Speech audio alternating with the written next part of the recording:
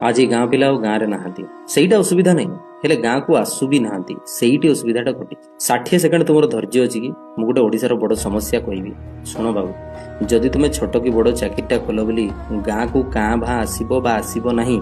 ताले शेष तुम दोषी ही मर केमिति एई गाँव में तुम बड़ हेलो एई गाँव माटी पानी पवन रे तुम शरीर और मस्तिष्क बढ़िला ना कौन बिग बजार रू शॉपिंग करी तुम बापा तुमको आनी तेबे सेई शरीर और मस्तिष्क एबे तुम गाँ पे लागिबो नहीं कौन पे तुमे सेई गाँव में केते मलत्याग करिछो केते परिवेश व्यवहार करिछो नष्ट भी करिछो परिवेश तार ऋण सुझिबो किए तेणु बाबू गाँव कमिटी रे सामिल हो गाँ पूजा टिके पैसा दियो और जोग दियो आउ शेष घोड़ा गाड़ी घर जहाँ भी सामर्थ्य अच्छी गाँव में कर कहीं तुम ठार इन्स्पायर है नव युवपीढ़ी उन्नत मुखर हो उठे नौले से लुंगी पिंधि आंब तोटार ताश खेल आ सन्धार